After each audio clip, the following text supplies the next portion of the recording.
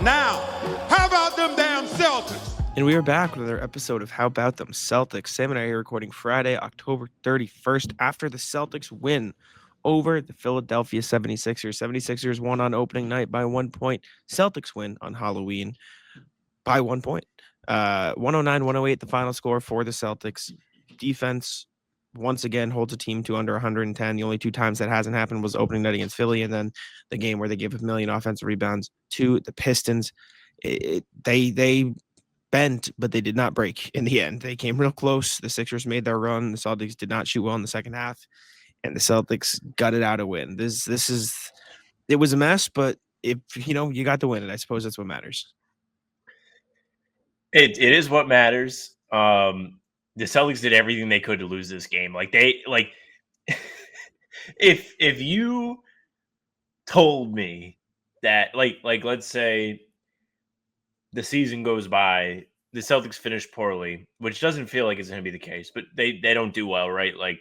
And then it becomes evident that they were tanking. Like, you would go back and be like, oh, they were tanking from the beginning. Like, this game was a roller coaster. Definition of a roller coaster. First 18 minutes of this game, the Celtics play the best basketball of the season. 24-point lead in the first half. The ball's moving. They're getting stops. They're running the break. Guys are making catch and shoot threes. Derek White's making threes. It's crazy. I'm like, oh my God, I can't believe this is happening. Jaylen Brown and Peyton Pritchard aren't missing anything. Halfway through the second quarter, it's like Space Jam. They forget how to play completely. Like this. VJ Edgecombe gets a few back-to-back buckets. The Philly crowd wakes up. And then by halftime, Philly has a ton of momentum. It's down to 11. They continue it through the third quarter. Boston does push back after Philly ties it. Pretty impressive response, to be honest with you. A bad team would roll over and die, kind of like we saw happen in the Pistons game. When the Pistons came back, the Celtics just kind of floundered after that. They respond, build the lead back up in the fourth quarter, and then inexplicably can score only 1 point in the final 3 minutes of the game. Philly almost come back to win. They have two shots to win the game. They missed them both. The last possession by Philly, by the way, if you told me about them at the end of the year that they were trying to tank, I would be like, that makes sense. With the last possession Philly had, Quentin Grimes goes, watch this, gets trapped, throws it to Embiid, who doesn't even get a shot off technically. Just chaotic end to this game, wild end to this game, really fun game. And my final thought, just overall, is of all the games to not win by a bunch of points when you had the chance to win by a bunch of points, I'm a little bummed as a Cup guy rooting for point differential. But I'm happy that they won, which is step one, win. They did it. Listen, I'm going to say this time and time again. Runs are going to happen. You're going to hear me say that a million times throughout the show. The Sixers were not going to go down by 24 and then you extrapolate that and lose by 80 points. That's just not how basketball works. That almost never happens. It's happened 2 times ever. Should the Celtics have responded to those runs better? Yeah, I'm not saying they're perfect. I'm not saying that's an acceptable response, but the Sixers weren't going to play that poorly for the entire time. Also, I reference this game all the time. 2, maybe even 3 years ago at this point. It was a game against the Nets. Celtics couldn't miss, got a bunch of layups. And then the Nets made this big comeback in the second half because they stopped making everything and nothing else that was doing, they weren't doing everything else very well. Jaylen Brown, Peyton Pritchard made every single mid-range shot they took for the first 10 minutes of the game. That was not going to remain the case. Second half opens, Philly immediately ups their ball pressure. Celtics get a little shook, and then it sort of spirals from there, right? Classic. But they responded. And I was asking people about it in the locker room. I talked to Tillman, in a little one-on-one, and it's going to be part of my article tomorrow. And he was like, it was the defense, man. If you really think about it, they couldn't score in the second half. I think they shot 20%. It was some ridiculous abhorrent. Who did, Boston in the second half? Yeah, the Celtics. The Celtics couldn't score in the second half. I'll tell you right now. It was treacherous. 32% from the field, 21% from three. Exactly, not good. And yet they won by a point because by the end of the game, they got some stops. They were able to get some stops. They're, creating chaos, living in that chaos and finding success there. And to Tillman's credit, the reason I wanted to talk to him, dude came in, played 7 of his 12 minutes in the fourth quarter, got the Embiid assignment, and was a huge part of holding the Tide. He came in, guarded Embiid well, hit a couple big shots, a 3 and a floater in the lane, got a couple big rebounds. He was huge. I thought the Celtics defense held up very well. And again, with a team like this, you can't expect everything to go right all the time. But what you can expect is for them to win ugly sometimes. And if there was ever, a picture of an ugly win in the dictionary, it's this one. So What's funny about that is, like, in the summer, if you asked me, I would say I actually don't think they're going to win ugly. Like, I felt like a lot of the wins this year were going to have to come on days that they really just played well. And I mean, did they play well through stretches this game? Yeah. Like, they looked, again, the best they've looked all year in that first 18 minutes of the game. But the fact that they managed to win this game, let me make sure I don't have just second half, while shooting 43.6 from the field and 31% from three, is so impressive. And by the way, for the third straight game, the Celtics have out-rebounded their opponent. They are now 3-0 in games when they out-rebound their opponent. It is like there's some sort of correlation between finishing defensive possessions, which they did. They only gave up 9 offensive rebounds, and they had 16 of their own in this game. Big shout out to them. Really good adjustments. I cannot, off the top of my head, tell you this is exactly what has changed the Celtics rebounding in the last 3 games. Whatever they've done, hats off. Great job. I think it has changed everything. They look so awesome. They're super fun to watch. We're going to go through individuals too, but what a turnaround. I don't know when I'm going to have the time to do it because I've been all over the place, but I There's a recorded game tomorrow. I know, but I recorded a video on the change they made in their rebounding, and I'll spoil it here because I'm sure the video will have its own legs if I do end up making it. They're just trying harder. And not in the sense of the effort, they were always hustling for rebounds, but there was a noticeable shift in the Cleveland game of I'm gonna hustle to try to get this rebound to this is exactly what I need to do to hustle to get this rebound. It's not just we're all gonna crash and run in there to stare up and jump for the ball. It is where's the guy that's crashing? Find him. Where's my guy that's crashing? Find him. If my guy's not crashing, I have to get the ball because the people boxing out are almost never the ones to get the actual rebound because they're so worried about boxing out their guy.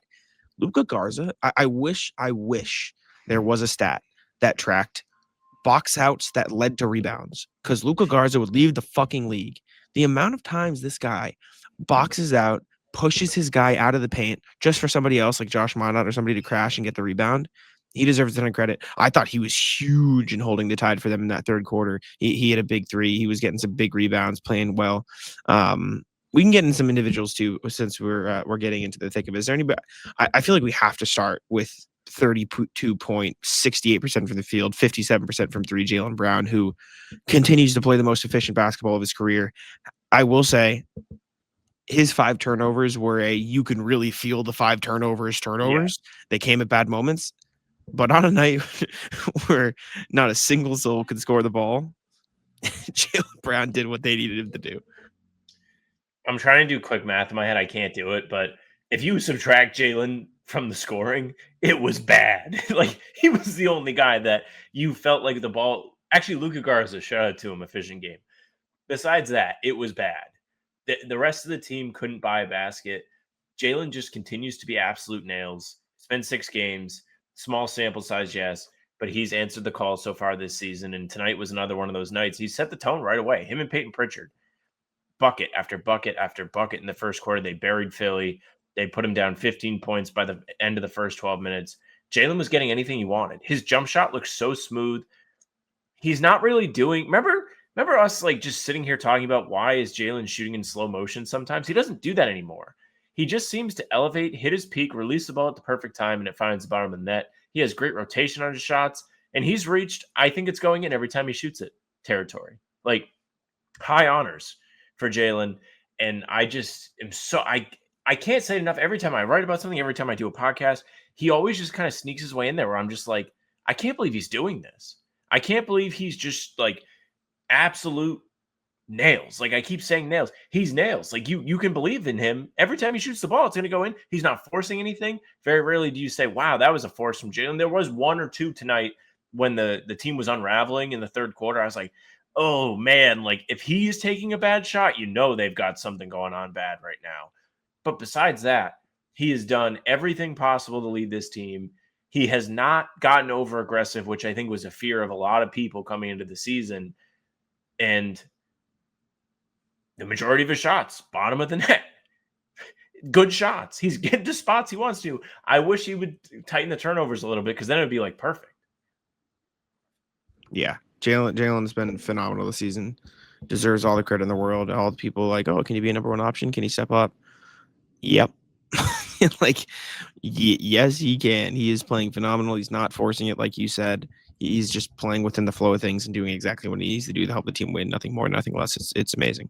Before we continue, I want to tell you guys about Prize Picks. This episode is brought to you by Prize Picks. You and I make decisions every day, but on Prize Picks, being right can get you paid. So don't miss any of the excitement this basketball season on Prize Picks, where it's good to be right. The NBA is here. It is back. We are in full swing. We waited all summer for it, and we're finally back. The Celtics, after losing the first 3 games, have won the first 3 games. And I mean, we were just talking about Jaylen Brown. If you want to use your Prize Pick stacks, you can use it on Jaylen Brown. Stacks is you can pick the same player up to 3 times in the same lineup if you want the more on Jaylen Brown points, Jaylen Brown, makes, Jaylen Brown dunks. If you want to pick a super cool dunk, you can pick them all in the same lineup only on Prize Picks if you want to have the Jaylen Brown Prize Picks lineup. You can also follow other players on Prize Picks, other Prize Picks players on the app and copy their lineups in one click, whether it's a friend, a celebrity partner, or someone whose picks you like. You can hit the follow button, check it out. Every lineup, they create a new feed tab on Prize Picks. Football season is also in full swing, so if you want to stack a Drake May or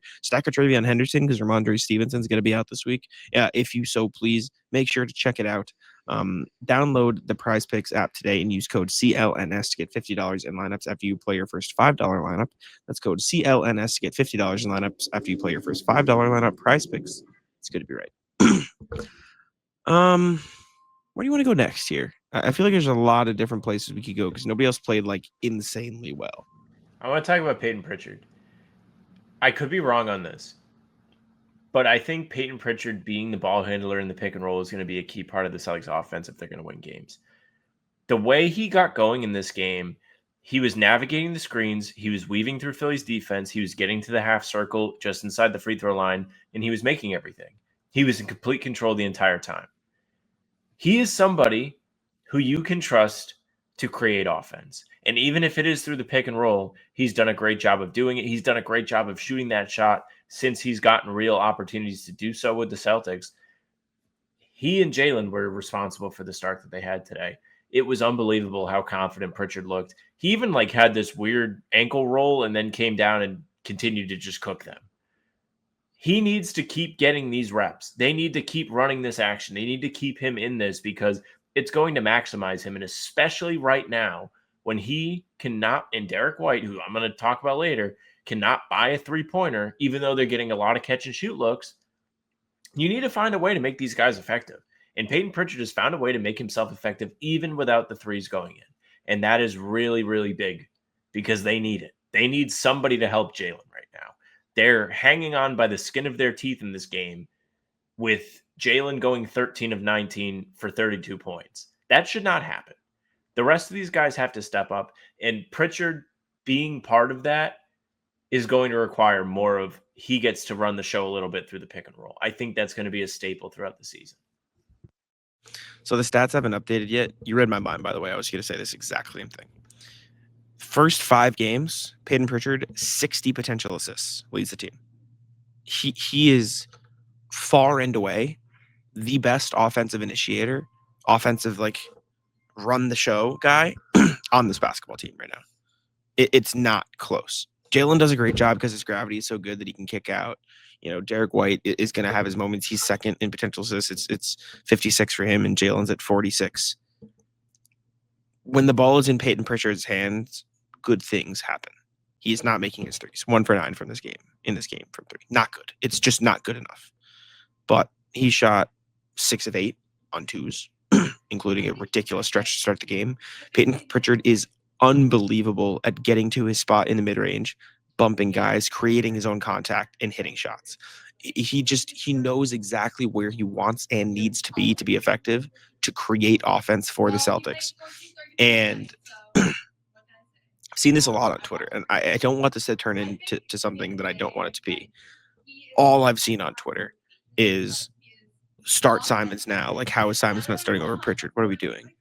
I don't know what game you're watching if that's your takeaway. I understand Simons got hot for a portion of this game. And I understand what the plus minus says, because the plus minus that Anthony Simons accrued of a plus 23 was during the run that they got hot. There's a reason he didn't have time for that plus minus to go down much. Like, if you walked away from this game saying Anthony Simons should start over Peyton Pritchard, I don't know what game you were watching. And I think Anthony Simons was like solid for a long stretches of this game and of this season, like the last game. He can have a huge impact, win them basketball games if he's playing off the ball. When he has the ball in his hands, it melts. It's a disaster. And possessions go to shit. You get terrible shots in the last 5 seconds of the shot clock. He turns the ball over. He's not the best passer. His defense is great when it's hustling and he's picking up Maxey full court, but then he'll foul in the lane or he'll get beat off the dribble. Like, Anthony Simons can absolutely have a role in this team. And I don't think it's out of the question that, maybe they re-sign him on a team-friendly deal. You bring him back as an off-ball threat. If Anthony Simons was the starting point guard in Peyton Pritchard's place, the Celtics would score zero. Like, their offense would be a complete and utter disaster. Like, I don't understand how that can be the takeaway. Yeah, I mean, I think Pritchard is. We both said it. Like, he just has done a really good job of having the ball in his hands, and good things have happened, even if it's like a struggle for him to shoot the three. Anthony Simons, I agree with you. I don't think the takeaway from today should be anything negative about Pritchard. I thought he had a rough second half, but Simons has been tremendous as the catch and shoot guy. Like, you tweeted it during the game. Phenomenal. That is how he got hot, was catch and shoot. He made 2 catch and shoot threes. Then he was able to put the ball on the floor a little bit, create a little bit. And you're gonna give him a couple of those a game. Like, he's gonna be able to create. There was a point where the Sixers were kind of coming back in this game, and Simons had a tremendous take where he was in a pick and roll.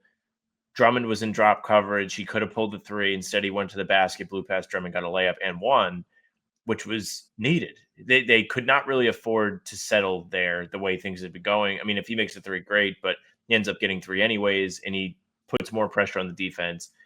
But there are plenty of Anthony Simons possessions where the Sixers were coming back that were part of the reason why they were coming back. I quote tweeted your tweet about him being great on the ball with the meme of the 2 guys on the bus, and it was like Anthony Simons on ball possessions is the sad guy, and the Anthony Simons off ball possessions was the happy guy, because it's so true. They haven't updated yet. I looked after the game. He was 41.7% catch and shoot rate going into this game. I'm sure it's only going to get better. Every time he gets a catch and shoot, it's going in. He had 1 air ball, and then Ugo proceeded to airball the offensive rebound, which was bad. But I really like him as an off-ball shooter, and he's a real threat. His jump shot's fast, and it's smooth. Everything about it works. And I think the on-ball stuff can work too. It just needs to be in smaller doses, and he's not your solution in the starting lineup. He's good in the role he's in. He's getting used to it. He's getting better game by game. Like, the vision for him is kind of coming into fruition a little bit. I think it should be positive for Peyton, positive for Anthony, even though both of them had cold stretches in this game. Anthony took the most shots on the team somehow. Like, he got so hot in that second quarter and like a little bit in the first half. He went 2 of 10 in the second half.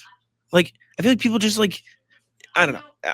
Again, I don't want this to turn into me just dumping on Anthony Simons. I think he can genuinely impact winning at a high level for the Celtics basketball team in the right role. But I just don't like this movement that I see under every tweet I post of 1, start him, 2, do. I'm like, let's chill out. Like, let's calm down a little bit with all of that.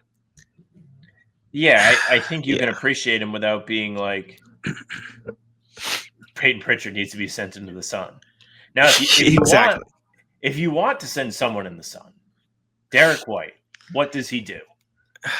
Because I put in the First on Floor Discord, I'm going to start saying mean things about Derek White soon if he doesn't get this together. And then someone replied, was like, you should say it now, because when you talked bad about Sam Hauser last year, he started shooting threes again. So I'm going to say it. What does he do? He just continues to miss catch and shoot threes. He gets defensive stats, but he's not playing defense in the way that I am like, he's going to stop the guy. This isn't to discount his ability as a defender, but I don't think he's as versatile as everyone gives him credit for. Like, can't really switch on to larger players, doesn't do a great job. He does a good job of getting blocks, does a good job of timing things, but like, overall, his impact is not being felt that much. And this is extreme haterade for me, picking on like a player that is beloved within the Celtics community. I'm sorry. He is playing so poorly, and they are winning in spite of him. I don't know what is going on. I'll say it again. Like maybe his wrist is really bothering him and he can't shoot the ball. He did have back-to-back threes in this game that were his only makes. And to his credit, he didn't take 20 shots in this game. He only took 16, only took 7 threes. He did do a better job of trying to force the issue, but even then, like, I don't think he's doing a good job of creating offense. Like Peyton Pritchard's doing a better job at like creating shots for himself, running the pick and roll, operating out of that. Like he's not even doing that well. So I'm left. What does he do? What? I do think he's a better defender than you're giving him credit for. I'm almost certain he is. Like I it hasn't been great. Like I'm not going to sit here and defend Derek White. He's been bad. He's objectively not had a good start to the year. Like I don't want that to be misconstrued. I think his defense is still versatile. I still think I think he can get bullied a little bit by bigs, but I think it gets made to look worse than it actually is because I think they're just helping on everything anyways. Like I don't think they're helping because it's Derek White. I think they're just sending help regardless because that's the defensive style they're playing. I think he is a useful, transition guy right now. I think the defense is there. He is, what's the word? A pumpkin. Happy Halloween on offense. Yeah, like, happy Halloween. It is frustrating to watch because I can almost guarantee you 80 to 90% of it is just he has no confidence right now. And until he gets it back, until he gets it back, I don't know what the solution is. I said it after the last game, after the Cleveland game, like Peyton Pritchard just looks infinitely more comfortable acting as the offensive, creator, the primary guy within the Celtics offense. And that's fine. Like that's a good thing. It's just Derek White just doesn't have it right now. And he's going to play a ton of minutes because he has to. He can play defense. He has to. Derek White also quietly really not a great rebounder. Like really not a good rebounder. He's not that strong. I still believe that. Exactly. Well, the problem isn't the strength. He just jumps before he boxes out. Like he'll just jump and then someone will get it over. The timing is just a little off. From what I've watched, I think there's still plenty of time. I looked at the stats going into this. Like he's shooting like a ridiculous poor percentage on really good shots. Like of the 56 threes he took before tonight's game, 46 were either open or wide open. He's just making 28% of them. Like you have to believe that water will find its level eventually, but it's frustrating. And right now it's putting them in positions that they just don't have to be in offensively because he's not. There was one possession in the second half where he missed 2 wide open threes, gonna bring it up. And they just got a transition. But like within 3 seconds. It happened in the first game too. He missed a wide open 3, then they got a transition layup. Like it is putting the Celtics in a bad spot right now. And I'll tell you one thing. There was no one on the planet who feels shittier about it than Derek White. I'm sure he feels bad. Like he's a nice guy, like easy to root for, and he's better makes it than all this. the more frustrating. And everyone knows he's better than this. Like I wish he was hateable, so like I wouldn't feel bad having to be like, get it together, dude. Make your open shots. Derek White is averaged. This is before this game; they haven't updated it yet. Through 5 games, he averaged 6 catch and shoot attempts a game, shot 20%. Can I pull it up for last year? Let me see if I can do it for last year. I sure can. A lot better. We're gonna look right now. I guarantee you, it's a lot better. There's like Derek White last 38.8. season. Go ahead, Sam. You got it, buddy.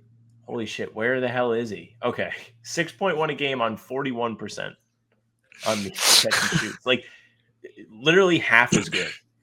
The Celtics are 3-3, and he has been about as bad as you can imagine him being. Mm-hmm. They were almost 2-4 today partly because of it. Like the possession where you mentioned him missing back-to-back threes.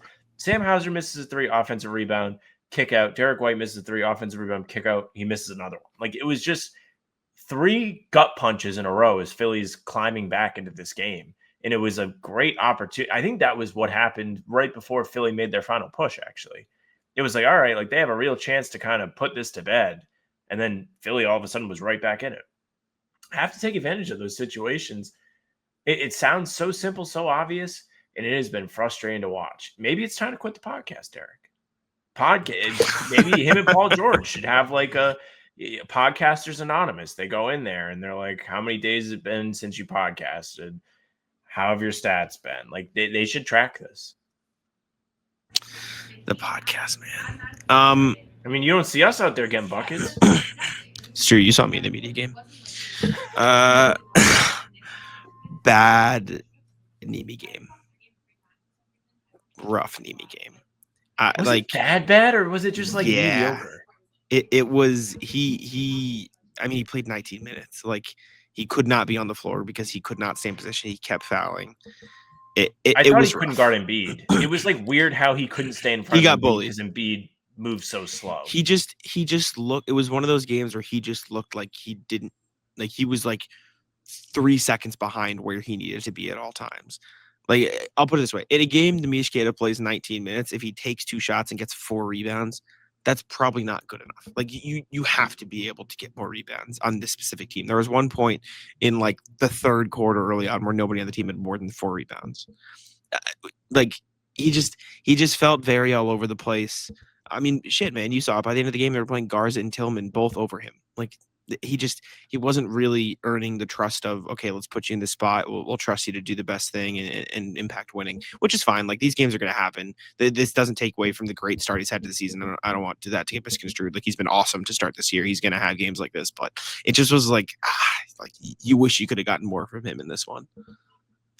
Yeah, I feel like the Sixers are a weird spot for him because for a guy who has discipline troubles playing against the guy who's just every time trying to get fouled is like a really tough matchup. Yep. I guess we can kind of lump in all the bigs. I didn't see like a lot of bad from him. I just thought he was like mediocre. I didn't think his defense on Embiid was very good at all. Like I was so like disappointed in his defense on the drives. Luka Garza, welcome. He has been. We kind of talked about it in the pregame a little bit. The last 2 games, now this game, he's been really impactful. Really does a great job of boxing out. You talked about it, like box outs that lead to rebounds should be a stat for him. He looks comfortable shooting the 3. That was another like drawback from Simons to me. A couple of those bad watch this possessions from Anthony were pick and pop actions with Luka, and Luka was open. He's open to shoot it. He can shoot it. He had a great make in the corner. He has a smooth looking jumper, like it looks like Horford. I trust him to shoot threes right now. He's been hot over the last couple games. At least ride it out while he's shooting well. It'd be one thing if you were running a pick and pop with Derek White and you're like, maybe I don't want to give him this ball. But Luka Garza should have your trust right now. I think he's given them far more than they would have expected from him off the bench. He's been incredible. 4 of 10 on the season. I think he's 4 of 10 on the season now from 3. Oof. Not bad. What a guy. It's pretty good. Plays hard. Yeah, he's good. He's good. Him and Tillman too. If you were lumping the bigs together, Tillman needs a ton of credit. He was huge defensively at the end of the game. He was on the glass at the end of the game. He had 4 rebounds in just 13 minutes. He had the 2 buckets, like you mentioned, the 3. He made a 3. We're all like, whoa, he made a 3. Yeah, I think the 2 bench bigs that played in this game really deserve props. They helped win it. They were part of the stabilizing force that prevented Philly from just running away with this when they had all the momentum in the world and the home crowd behind them. I guess if we're going to lump bigs in, Embiid, they are so much better when he's not on the floor. They are so much more dangerous when he's not playing. He played much better today than he did opening night. Like, that's indisputable. He had some good moments. He had a couple big buckets, I think, to start the 4th quarter, or maybe it was the second half. But he's just, like, so slow, and they have to stop everything for him.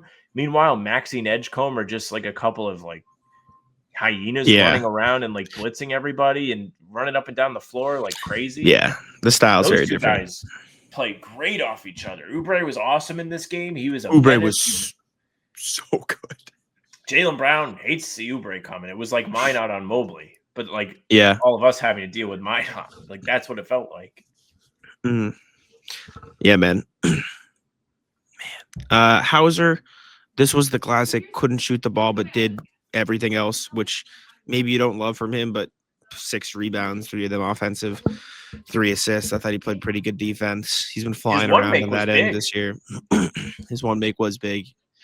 So he was fine. Hugo Gonzalez almost hurt himself multiple times throughout this game, which is he's the closest thing. He's the closest thing to Marcus Smart we've had since Marcus Smart. This is kind of like when freshman college kids like join a frat and they have to do all the bullshit. Like that's what Ugo went through this game. He dove on the floor for a loose ball that he almost certainly was not going to get. Like he had no chance to get that ball. And then like probably had blue paint marks all over him on his skin because it just completely swallowed him up and he skidded across the floor. Then a couple possessions later, he busts his ass to come from the far corner and try and chase down Quentin Grimes on a fast break dunk attempt, fouls him, bounces off Grimes and just fucking gets shot into the stanchion. I literally gasped in my living room. I was like, oh my gosh, is he okay? He gets up just fine, and then the final like finish him blow was he's defending Embiid, and Embiid draws a 3-point foul on Ugo and then kicks him the balls. That was Ugo's night. Not to mention he had 5 points and 5 rebounds, made a 3, had a fast break dunk. Do you have any steals? I didn't look at the defensive stats. Honestly. Yeah, no, Ugo had some decent defensive stats. He had two steals. He had two steals in this game. 5 fouls though, which classic. That's all right, man. That's what he's out there to do a little bit. Yeah. Shout out Ugo. Baylor played a minute. You know what? To give Baylor a little morsel of credit. No, he deserved credit. He was trying to beat Maxi's ass. He also did a pretty good job of staying with him a couple times. Like, it wasn't perfect. There was that weird full court press they ran where Baylor was picking up the ball and underneath Boston's basket, and then he immediately got beat and they gave up a 3 because they spent the whole rest of the 5-second Sixers possession trying to recover, and they couldn't do it because he was still in the backcourt by the time Maxey had hit the 3-point line. But he was trying. And when he did get to guard Maxey in the half court, he actually didn't do bad. I think he deserves credit for that. This is now back-to-back games where he's come in to guard the other team's best guy for like 2 seconds. Yeah, and he's done okay, so give him the credit. I think that's all I got. Looking at the other team, Embiid, like you said, looked good for a couple stretches where he was bullying Kata. Quentin Grimes had like 2 possessions where he just completely beat the Celtics off the dribble and made something happen, and then was like, all right, the rest of the game or whatever. I don't know. That's about all I got. I don't think I have anything else. Maxey's crazy. Maxey remains crazy. I still think Philly's good, and they're good because of him and VJ, and the fact that they can survive if Embiid just gets hurt and might be better off if he doesn't play. That should make Sixers fans feel good about this team. Bona's NBA good. Cup, who's good? Bona, our guy at Dan Bona. He had a big block, 2 big blocks on Amber. And a big steal at the end of the game. He stole the ball from Jalen on that last possession they got. Oh, man. Only play 11 he minutes, was a menace. Yeah, he's an athletic freak. Good for him. Good pick by Philly. I feel like I had Celtics 1-0 in the cup. That's what matters. Got the cup hat on. I'm thrilled. They stole one. I can't believe they won this game. You know who lost in the cup? I truly can't believe it. The Knicks. I do know. Yeah, they lost to Chicago. Chicago's 5-0. Crazy. Shout out the Celtics. Cleveland might have lost too. They did lose to Toronto. Cleveland, by the way, who has the most cupcake group. It's like them, Toronto. Mm-hmm. Let me pull it up because now I have it. It is Atlanta, Toronto, Cleveland, Indiana, Washington. And they lost the first one. That's kind of how it felt for the Celtics last year. I remember when the cup schedule came out in the summer, I was like, this is a fucking cakewalk. They're going to win the cup, and they didn't make it out. They lost the first game. Yep. Hey, man. 1-0 in the cup for the Celtics. They'll get back at it sooner rather than later. That's all I got. Appreciate you for tuning in. Excuse me. Leave a like, subscribe, and I'll let Sam take it out. Hey, thank you very much for listening and watching. Make sure you leave a like, comment, subscribe. We are here every single day. Full pods drop Tuesday, Thursday, Sunday game recaps like this one are up the morning after each game, and other videos are here in between to keep you up to date with all things Celtics. You can find the 2 of us on Spotify and Apple too. All pods and recaps are there. So if you just want those, follow. They'll go right to your feed.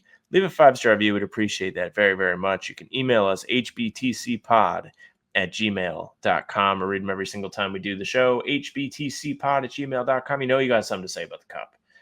Socials are at How About Them C's for Twitter, Instagram, TikTok, Facebook's name of the podcast. All pregame streams are there. They're on YouTube. They're on Twitter. Jack's Twitter is Jack's1NBA. Mine's at Sam LaFrance NBA. That's it for us. Bye. Taco. Come on. Taco's having some fun here. That is bogus. These guys are ridiculous.